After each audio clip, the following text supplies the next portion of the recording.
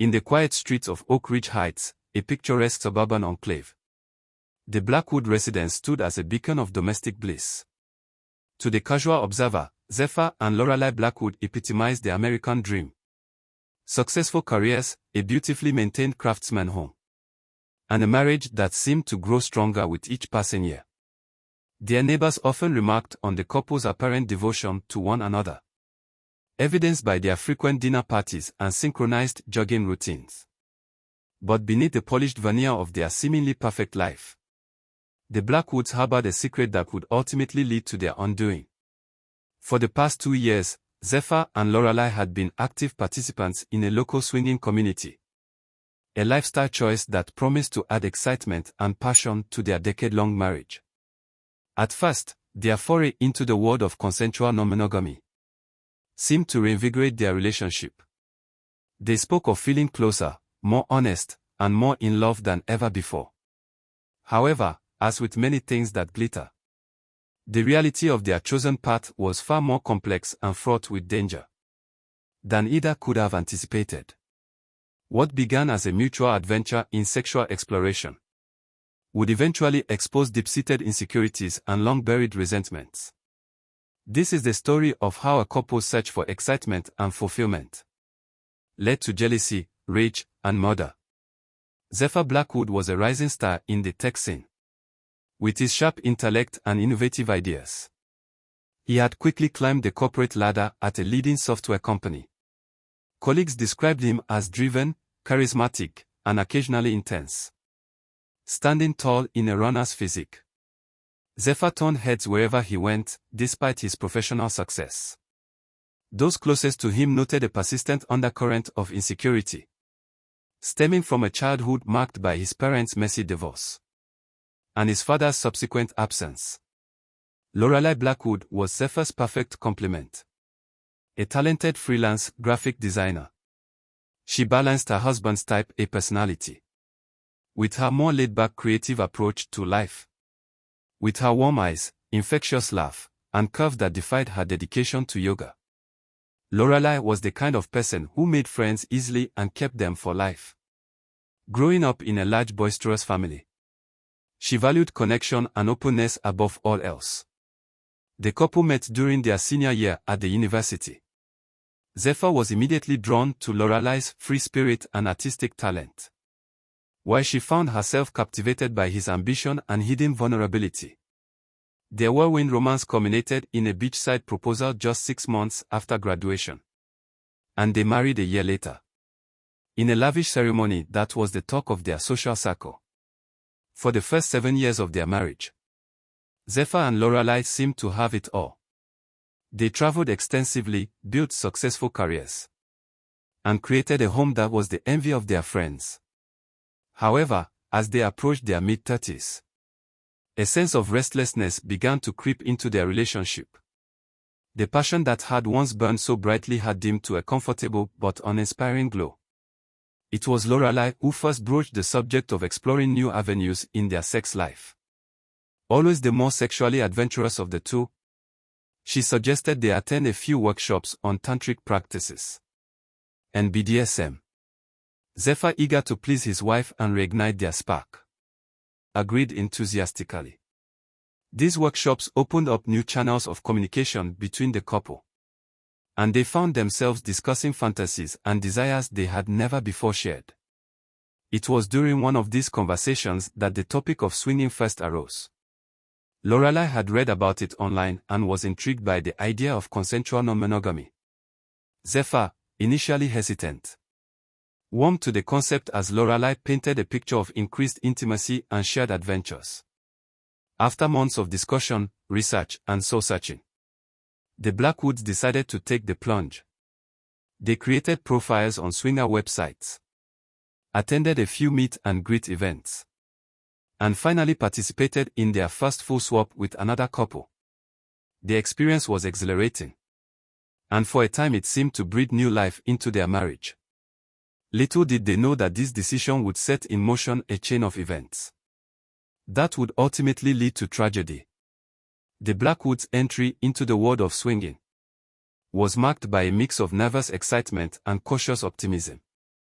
Their first experience, a soft swap with a couple they met through a reputable swinger website, exceeded their expectations. The evening was filled with laughter, flirtation, and a level of sexual tension that neither Zephyr nor Lorelai had experienced in years. As they drove home, hands intertwined, they couldn't stop grinning at each other, already planning their next encounter. Over the next few months, Zephyr and Lorelai became regular in swinging scene.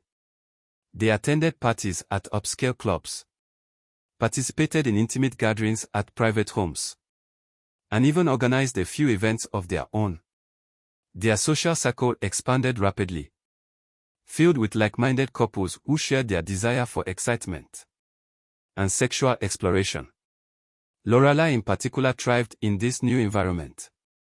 Her natural charisma and open-mindedness made her a favorite among their swinging friends. She reveled in the attention she received from both men and women, and her confidence soared. Zephyr too seemed to flourish initially.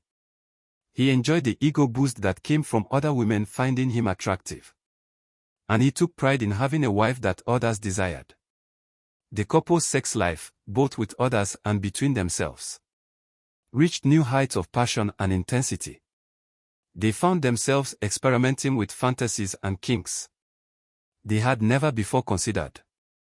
Lorelai would often joke that they were having more sex now than they did in their first year of marriage. As they became more comfortable with the lifestyle, the Blackwoods began to form deeper connections with some of the couples they met. They particularly clicked with Ita and Nova Sterling, a pair of free-spirited artists who had been in the swinging scene for years. The four of them often got together for dinner and drinks, which would invariably lead to steamy encounters that left everyone satisfied. However, as the months wore on, subtle changes began to occur in the dynamics of Zephyr and Lorelai's relationship. While Lorelai continued to embrace the lifestyle with enthusiasm, Zephyr started to show signs of discomfort. He began to notice the way other men looked at his wife, the ease with which she flirted and connected with their swinging partners. What had once been a source of pride now stirred uncomfortable feelings in the pit of his stomach. Zephyr found himself paying closer attention to Lorelai's interactions, especially with Ita Sterling. He couldn't help but notice the lingering touches, the inside jokes, the way Lorelai's eyes seemed to light up in Ita's presence. Rational thought told him that this was all part of the game, that Lorelai always came home with him at the end of the night. But a nagging voice in the back of his mind whispered doubts and fueled his growing insecurity. Despite his misgivings, Zephyr kept his feelings to himself. He didn't want to disappoint Lorelai or appear weak in front of their new friends. Instead, he threw himself into the lifestyle with renewed vigor, as if trying to prove something to himself and others. He initiated more encounters, suggested wider scenarios, and pushed his boundaries further than he was truly comfortable with. Lorelai, caught up in the excitement and new experiences, failed to notice the subtle changes in her husband's behavior.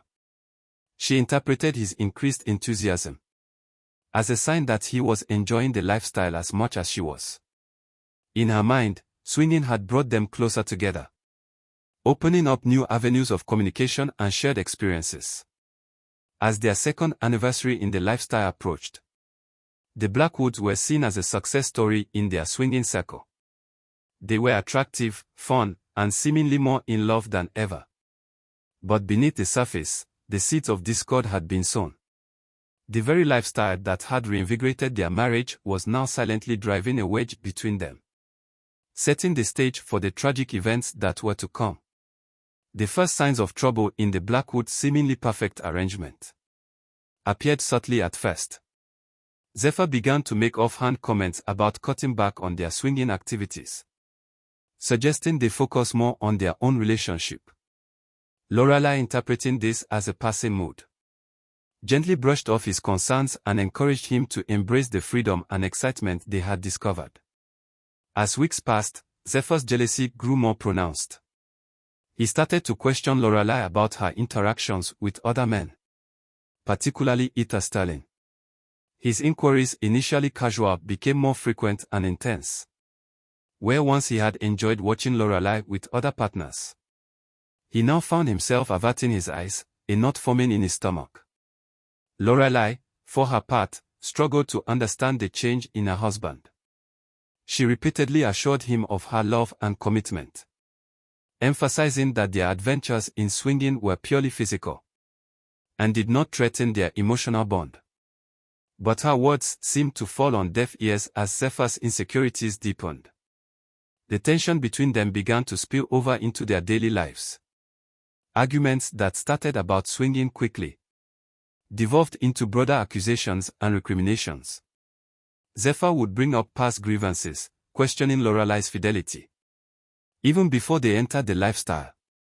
Lorelai, frustrated by what she saw as Zephyr's irrational behavior, found herself becoming defensive and withdrawn. Their professional lives started to suffer as well. Zephyr, usually laser-focused at work, became distracted and irritable. His colleagues noticed the change, whispering about possible troubles at home. Lorelai, whose work required creativity and a positive outlook, found it increasingly difficult to meet deadlines and satisfy clients. Despite the growing discord, Lorelai was reluctant to give up the lifestyle that had brought her so much joy. In self-discovery, she suggested they take a break from group activities and focus on one-on-one encounters, hoping this would ease Zephyr's jealousy.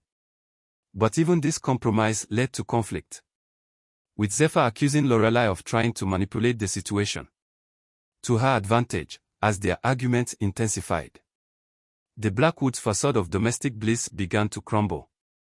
In a last-ditch effort to salvage their marriage, Zephyr suggested they seek counseling. Lorelai agreed, hoping that a professional could help them navigate the complex emotions stirred up by their foray into non-monogamy. However, finding a therapist who was both qualified and non-judgmental about their lifestyle proved challenging, further adding to their frustration. As the date of an upcoming swinger party hosted by the Starlings approached, the tension in the Blackwood household reached a fever pitch. Lorelai was determined to attend, seeing it as an opportunity to reconnect with friends and reaffirm their place in the community. Zephyr, conflicted and resentful, reluctantly agreed to go, setting the stage for the tragic events that would unfold. The evening of May 15th dawned warm and clear, a perfect spring day. As twilight approached, the Blackwoods began preparing for the Starlings' party, with an undercurrent of tension thrumming between them. Lorelai hummed to herself as she applied her makeup, choosing a slinky black dress that accentuated her curves. Zephyr, watching her from the doorway, felt a familiar mix of desire and dread coiling in his stomach. They arrived at the Starlings' upscale loft, just as the party was getting started. The spacious apartment was bathed in soft, colorful lights, with sensual music pulsing through. Hidden speakers, couples and singles mingled, drinks in hand, the air thick with anticipation and pheromones. Nova Starling, resplendent and a shimmering gold jumpsuit, greeted them warmly. Zephyr couldn't help but notice how her embrace with Lorelai lingered. The two women exchanging knowing smiles. Ether appeared moments later, clapping Zephyr on the back, before placing a gentle kiss on Lorelai's cheek. The knot in Zephyr's stomach tightened. As the night progressed, Zephyr found himself growing increasingly agitated. He watched as Lorelai flitted from group to group, her laughter carrying across the room. She seemed to be in her element, radiating confidence and sensuality. In contrast, Zephyr felt awkward and out of place, nursing the same drink for hours as he observed the interactions around him. The party began to shift gears, as couples started to pair off or form small groups, disappearing into the various playrooms the Starlings had set up. Zephyr lost sight of Lorelai for a while, his anxiety spiking as he searched the crowded loft. He finally spotted her in deep conversation with Ether, their heads close together as they spoke in low tones, unable to contain himself any longer. Zephyr approached the pair. He caught the tail end of their conversation, something about meeting up later in the week for coffee. Lorelai's eyes widened slightly as she noticed Zephyr, a flicker of guilt crossing her face before she composed herself. Zephyr, his voice tight with barely controlled anger, suggested it was time to leave. Lorelai protested, arguing that the night hasn't ended. Their disagreements, though conducted in hushed tones, drew curious glances from nearby guests. Ita, sensing the tension, tried to smooth things over, but his intervention only seemed to irritate Zephyr further. As the argument threatened to escalate, Nova appeared, smoothly inserting herself into the situation. With practice ease, she guided Zephyr and Lorelai to a quiet corner of the loft, encouraging them to take a moment to cool off. She offered them water and gentle words of advice, reminding them of the community's emphasis on open communication and mutual respect. For a brief moment, it seemed as though Nova's intervention had diffused the situation. Zephyr took a deep breath, visibly trying to calm himself. Lorelai reached out, squeezing his hand in a conciliatory gesture. But as they stood to rejoin the party, Zephyr caught sight of Ita watching them intently.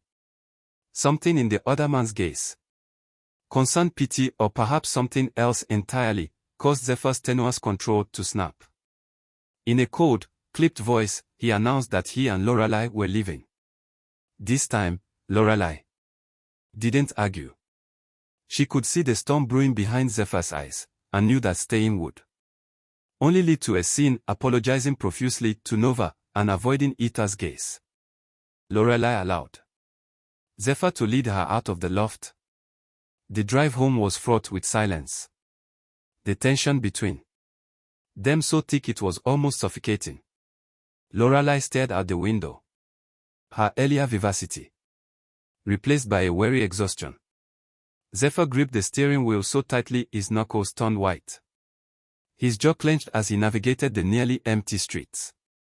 As they pulled into their driveway, neither made a move to exit the car immediately. For a long moment they sat in silence, the weight of unspoken words pressing down on them.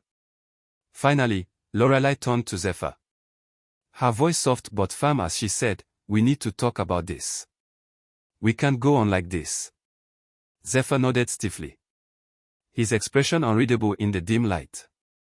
Without a word, he got out of the car and headed for the front door.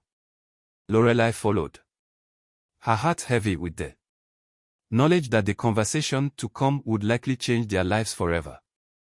Neither of them could have predicted just how prophetic that feeling would prove to be. As soon as the front door closed behind them, the facade of calm they had maintained in public crumbled. Zephyr rounded on Lorelai, his face contorted with a mix of anger and pain. The words tumbled out of him in a torrent of accusations and grievances. All the doubts and fears he had been harboring for months. Finally, finding voice, he raged about her behavior at the party. The way she had flirted openly with Ita and others.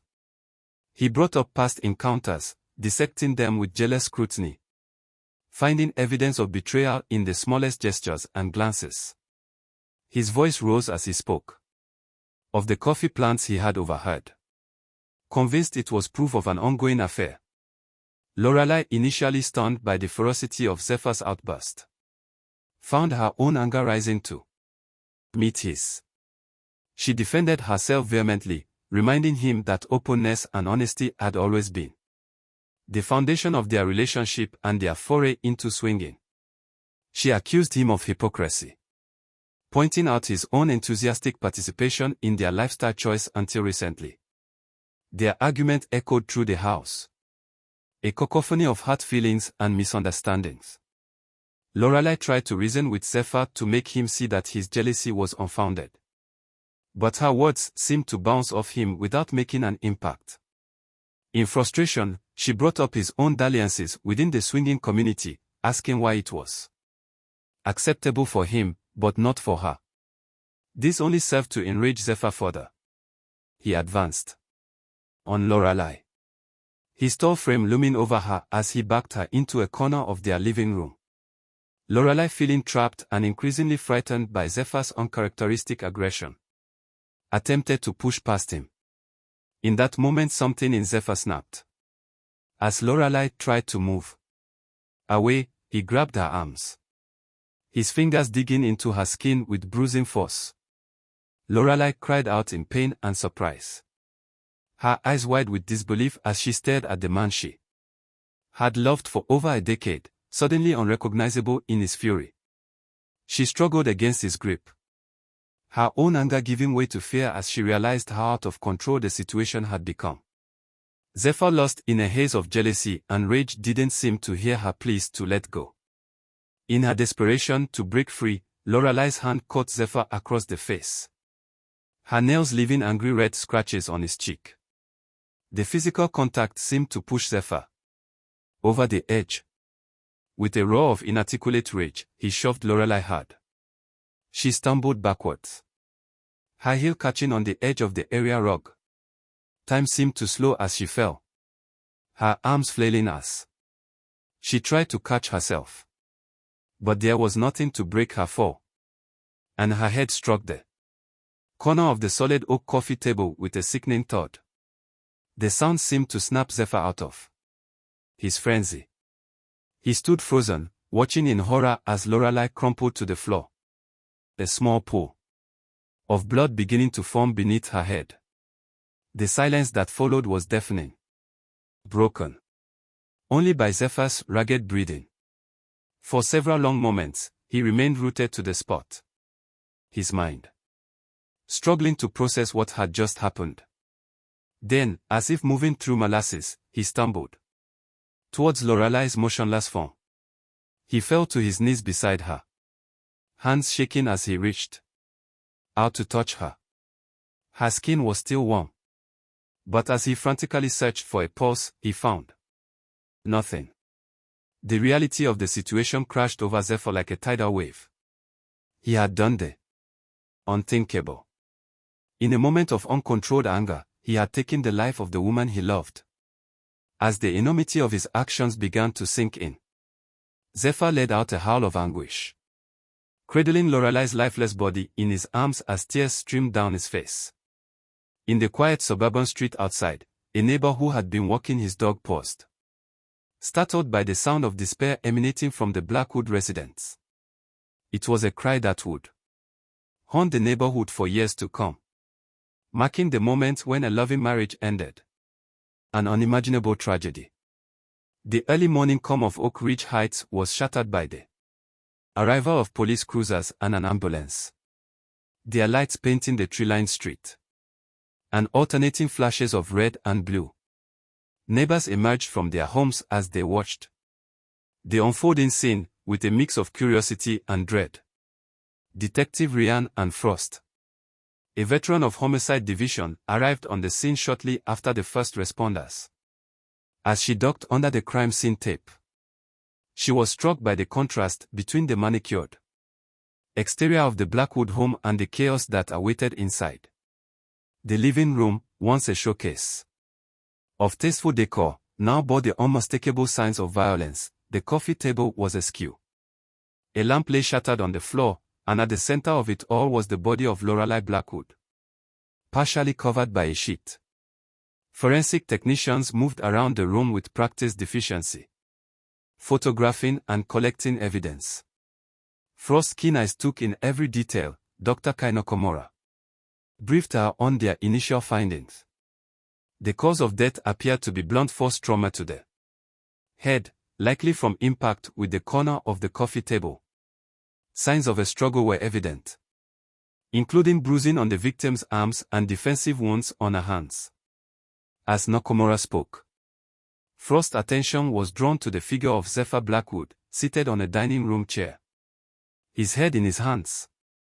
He was still wearing the clothes from the previous night's party, now rumpled and stained. A uniformed officer stood nearby, keeping a watchful eye on the distraught husband. Frost approached Zephyr, her experienced gaze noting his scratched cheek and the smears of blood on his shirt.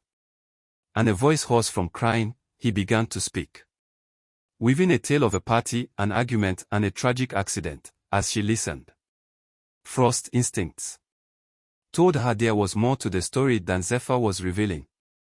His account seemed rehearsed, lacking the wrong motion one would expect from a man who had just lost his wife. She made a mental note to dig deeper into the couple's background and recent activities. Outside, the neighbors huddled in small groups, exchanging shocked whispers and speculative glances. The Blackwoods had always seemed so happy, so perfect. What could have gone so terribly wrong? In the days following Loralee Blackwood's death, Detective Frost and her team worked tirelessly to piece together the events that led to that fateful night. Their investigation began to reveal a complex web of relationships and hidden tensions that lay beneath the surface of the Blackwoods' seemingly idyllic life. Interviews with friends and colleagues painted a picture of a couple who had recently embraced the swinging lifestyle. While many expressed surprise at this revelation, a select few provided valuable insights into the dynamics of the Blackwoods' open marriage. Nova Sterling in particular proved to be a crucial witness, recounting the argument she had witnessed at the party and the obvious tension between Zephyr and Loralee. As the detectives delved deeper, they uncovered a trail of digital evidence that shed light on the couple's private life.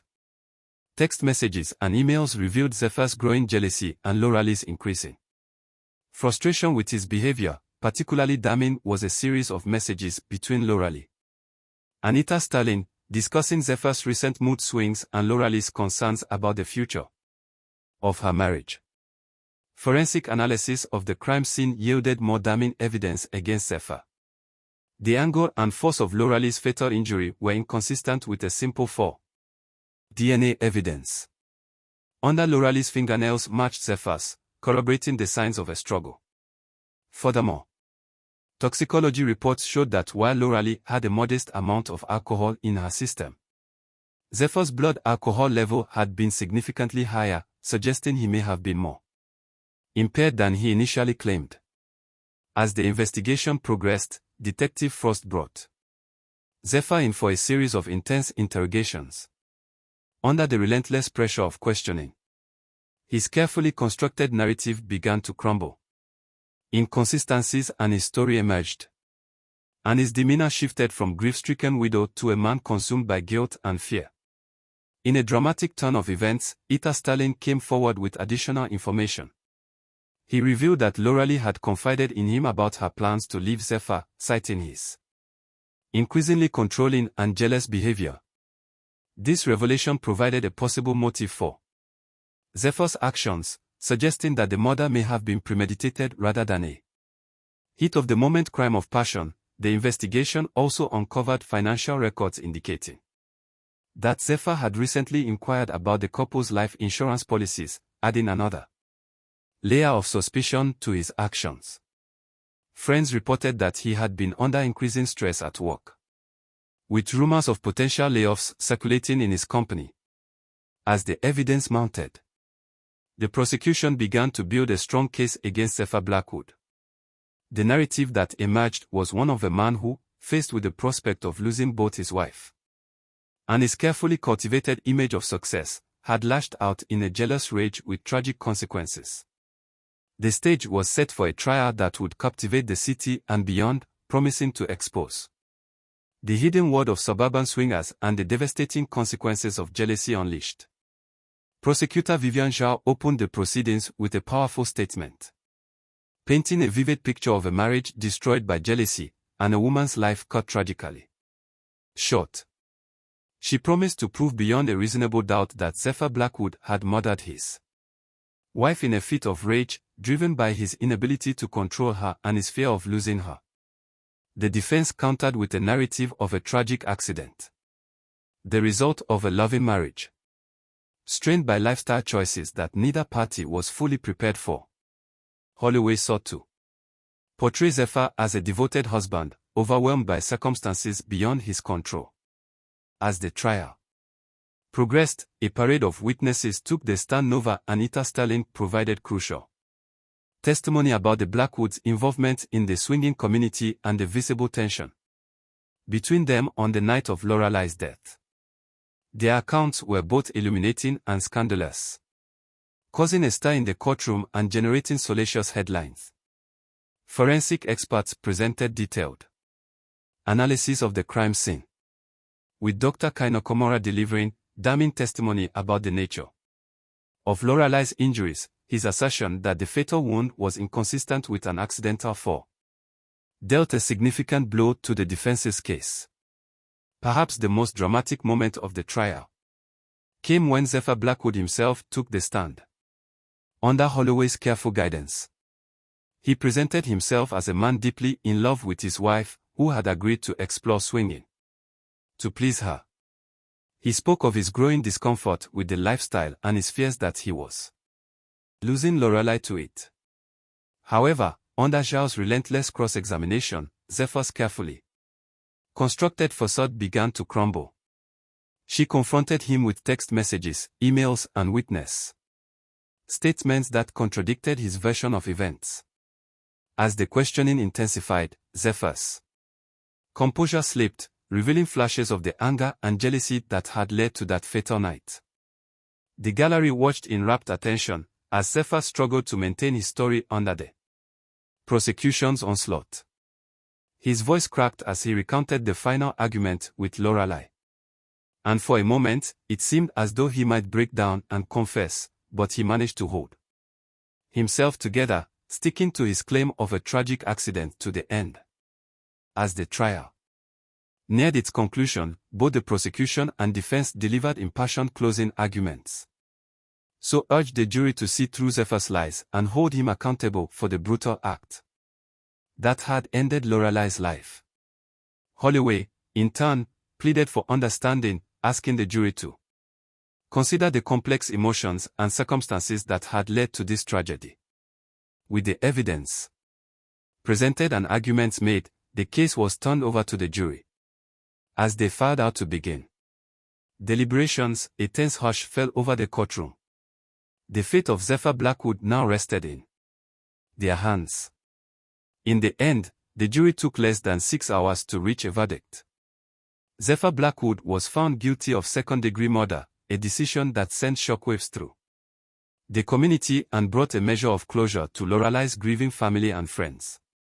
The judge, citing the brutal nature of the crime and Zephyr's lack of remorse, sentenced him to 25 years to life in prison. The aftermath of the trial left an indelible mark on the community. The case had exposed the hidden world of suburban swingers, leading to heated debates about morality, trust, and the nature of modern relationships. Some couples who had been part of the lifestyle quietly distanced themselves, while others became vocal advocates for ethical non-monogamy, emphasizing the importance of communication and consent. In the end, the tragic story of Zephyr and Lorelai Blackwood served as a cautionary tale, a reminder that even the strongest relationships can be undone by jealousy, mistrust, and uncontrolled anger. Their story would be remembered not just as a sensational crime, but as a complex human tragedy, born from the eternal struggle between love, desire, and the need for control.